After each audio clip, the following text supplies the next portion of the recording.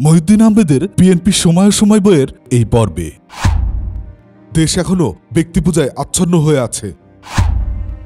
General এরশাদ বিএনপির উঁচু পর্যায়ের অনেক নেতাকে ভাগিয়ে নিয়ে গিয়েছিলেন, বিএনপি ভাঙায় উস্কানি দিয়েছিলেন। খালেদা জিয়া বাংলাদেশের প্রথম মহিলা প্রধানমন্ত্রী হিসাবে দায়িত্ব নিলেন। একটা অবাধ ও নিরপেক্ষ নির্বাচনের মধ্য দিয়ে জনগণের প্রতিনিধিত্বমূলক প্রতিষ্ঠান টেকসই হওয়ার সম্ভাবনা দেখা দিয়েছে বলে অধ্যাপক রেহমান সোবহানের মন্তব্য করেন। তার মতে প্রথমবারের মতো দেশে দ্বিদলীয় ব্যবস্থা গড়ে ওঠার সম্ভাবনা দেখা দিয়েছে। তবে রাজনৈতিক দলগুলো এখানে তাদের কর্মসূচি জনগণের সামনে পরিষ্কারভাবে তুলে ধরতে পারেনি, যাতে জনগণ তাদের পছন্দটা সত্যিকারভাবে প্রয়োগ করতে পারে। দেশ এখনো ব্যক্তিপূজায় আচ্ছন্ন হয়ে আছে। নির্বাচনের আগে নেতারা যা কিছু বলেছিলেন, নির্বাচনের পরে তাদের অনেকেরই সুর পাল্টে যায়। 28শে জানুয়ারি 1991 শেখ হাসিনা এক সমাবেশে বলেছিলেন, আওয়ামী লীগের গণজোয়ারে বিএনপি আতঙ্কিত হচ্ছে। 28শে ফেব্রুয়ারি তাড়াহুড়ো করে আয়োজিত এক সংবাদ সম্মেলনে তিনি বলেন, এক অদৃশ্য শক্তির গোপন আতাতের মাধ্যমে নির্বাচনের সূক্ষ্ম কারচুপি হয়েছে। বিএনপি তখন রীতিমতো হাওয়ায় উঠছে। 25শে জানুয়ারি নির্বাচন প্রচারণার শেষ দিন মানিক মিয়া অ্যাভিনিউতে এক সমাবেশে খালেদা জিয়া অভিযোগ করেছিলেন, নির্বাচনে কারচুপির চেষ্টা চলছে। নির্বাচনে তার দল জিতল, কিন্তু একবার যখন কারচুপির কথা বলেই ফেলেছিলেন, সেখান থেকে তো আর সরে আসা যায় না। 1 মার্চ নির্বাচন উত্তর সংবাদ সম্মেলনে তিনি বলেন, নির্বাচন অত্যন্ত সুন্দরভাবে হয়েছে। তবে তিনি বলেন, ভোটের লিস্ট ছিল ত্রুটিপূর্ণ। ভোটার লিস্টে ত্রুটি না থাকলে আমরা 2/3 আসন পেতাম। নির্বাচনে বিএনপি জয় এবং আওয়ামী লীগের কম আসন পাওয়ায় আওয়ামী লীগ সমর্থক ও শুভাকাঙ্ক্ষীরা অবাক হয়েছিলেন। বিএনপিও কম বিস্মিত হননি। তবে তারা অপেক্ষাকৃত নতুন দল। জিয়ার মৃত্যুর পর দলটির উপর বরাবর আঘাত এসেছে। জেনারেল এরশাদ বিএনপির উঁচু পর্যায়ের অনেক নেতাকে ভাগিয়ে নিয়ে গিয়েছিলেন, বিএনপি ভাঙায় উস্কানি দিয়েছিলেন। নির্বাচনের সময় দলটি পুরোপুরি নিজেদের গুছিয়ে আনতে পারেননি, তবুও বিএনপি নির্বাচনে বেশি আসন পেল। এটা ছিল জনমনে আওয়ামী লীগের একটি বিকল্প খোঁজার চেষ্টা। এখানে দুইটি বিষয় যুগপৎ কাজ করেছে। প্রথমত, 72 থেকে 75 পর্যন্ত আওয়ামী লীগ সরকারের কর্মকাণ্ড সম্পর্কে নেতিবাচক ধারণা ও প্রচারণা। দ্বিতীয়ত, সজ্ঞানে কিংবা অচেতন মনে জনগোষ্ঠীর একটা বিরাট অংশের মধ্যে জিয়াউর রহমানের ভাবমূর্তি এবং বাংলাদেশের জাতীয়তাবাদ সম্পর্কে অস্পষ্ট হলেও এই ধরনের পক্ষপাত।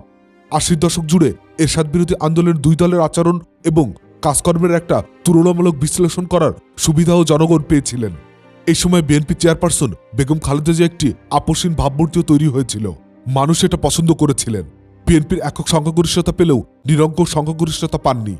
1 মার্চ অস্থায়ী রাষ্ট্রপতি শাহাবুদ্দিন আহমেদ বলেন, কোন দল নিরঙ্কুশ সংখ্যাগরিষ্ঠতা পেয়েছে এ ব্যাপারে নিশ্চিত না হওয়া পর্যন্ত মন্ত্রিপরিষদ গঠন করা হবে না। বিএনপি রাষ্ট্রপতি এই বক্তব্যে ষড়যন্ত্রের গন্ধ পেল। শেখ হাসিনার নেতৃত্বে আওয়ামী লীগের একটি প্রতিনিধি দল 4 মার্চ অস্থায়ী রাষ্ট্রপতির সঙ্গে দেখা করে বলে, অস্থায়ী রাষ্ট্রপতি সাংবিধানিক মীমাংসা ছাড়া মন্ত্রিপরিষদ গঠন করতে পারবেন না। ইতিমধ্যে আওয়ামী লীগের মধ্যে একটা ছোটখাটো নাটক হয়ে গেল। নির্বাচনের পরাজয়ে তাই নিয়ে শেখ হাসিনা আওয়ামী লীগের সভানেত্রীর পদ থেকে পদত্যাগ করলেন। অমনি আওয়ামী লীগের হাজার হাজার কর্মী ধানমন্ডি 32 নম্বর বাড়িতে ধর্ণা দিলেন, পদত্যাগপত্র প্রত্যাহার করতে হবে। বুলন্দ আওয়াজ উঠল, শেখ হাসিনা যেখানে আমরা আছি সেখানে। 5 মার্চ শেখ হাসিনা কর্মীদের চাপে পদত্যাগপত্র প্রত্যাহার করে নিলেন। 14 মার্চ আওয়ামী লীগের কার্যনির্বাহী কমিটির সভা বসল। সভায় আওয়ামী লীগের প্রেসিডিয়াম সদস্য ডক্টর কামাল হোসেন বোমা ফাটালেন। 12 পৃষ্ঠার এক চিঠিতে তিনি বললেন, অতিরিক্ত আত্মবিশ্বাস এবং কর্মবিমুখিতা নির্বাচনে আওয়ামী লীগের পরাজয়ের কারণ। কামাল হোসেনের বিবৃতিতে দলের মধ্যে প্রক্রিয়া হলো ভীষণ। কয়েক মাসের মধ্যেই তাকে দল থেকে বের করে দেওয়া হলো। অস্থায়ী রাষ্ট্রপতি শাহাবুদ্দিন আহমেদ নির্বাচনের ফলাফল প্রকাশের পরপরই প্রধানমন্ত্রী পদে কাকে নিয়োগ দেওয়া যায় সে নিয়ে প্রশ্ন তুলেছিলেন।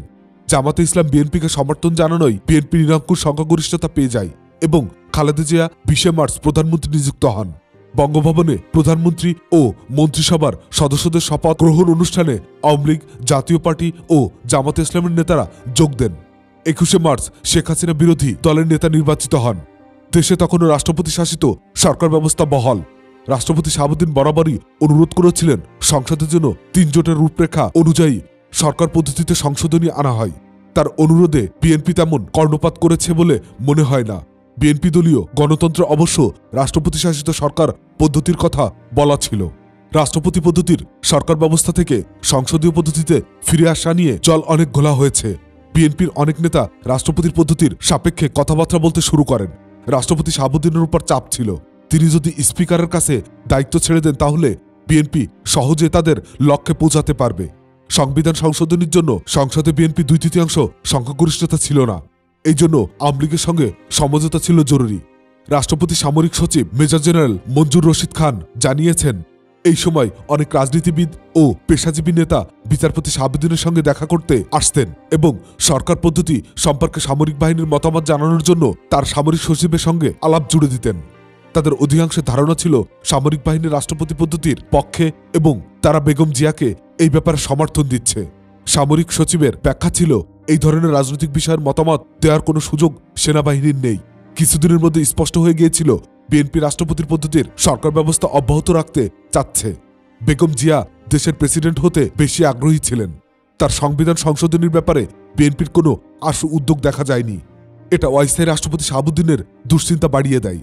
6 এপ্রিল 1991 জাতীয় সংসদ প্রথম অধিবেশনে দেওয়া ভাষণে তিনি 3 জনের যৌথ ঘোষণার প্রসঙ্গ টেনে বলেন, যদিও এই ঘোষণা কোনো সাংবিধানিক বৈধতা বহন করে না, তবু তাতে রয়েছে বিরাট রাজনৈতিক গুরুত্ব। 14 এপ্রিল আওয়ামী লীগের সংসদীয় সরকার পুনর্প্রতিষ্ঠার লক্ষ্যে সংবিধান সংশোধনী বিল উত্থাপন করলে পদ্ধতিগত ত্রুটির অজুহাত তুলে ওই আলোচনা বিলম্বিত করা হয়।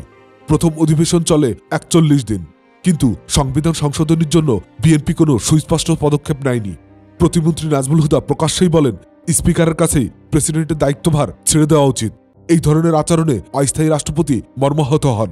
বিএনপি নেতাদের মধ্যে দাম্ভিক ভাব লক্ষণীয় হয়ে ওঠে।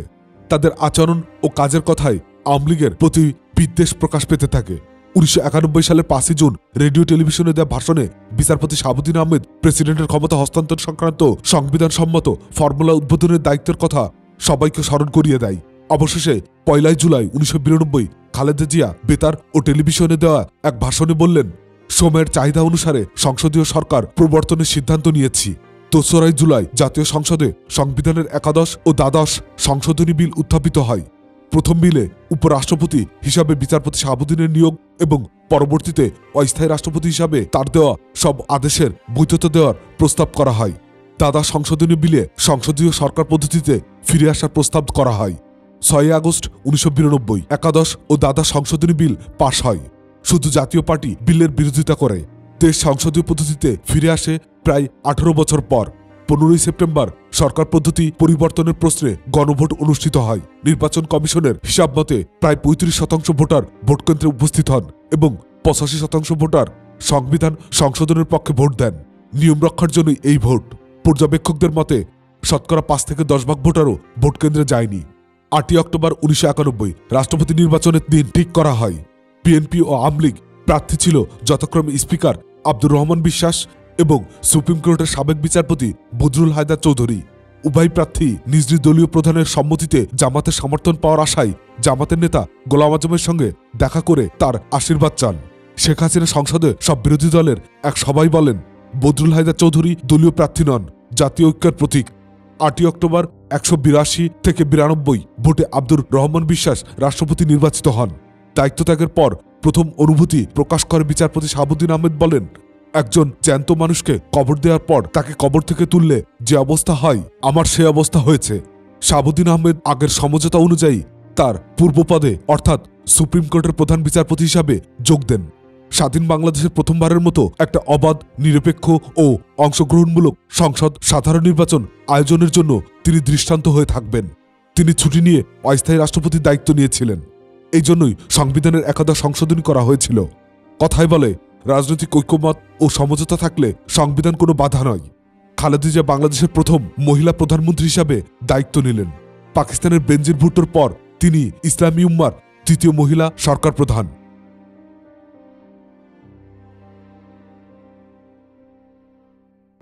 বইটির অডিও বুক নিয়মিত শুনতে চ্যানেলটি সাবস্ক্রাইব করে সঙ্গে থাকুন।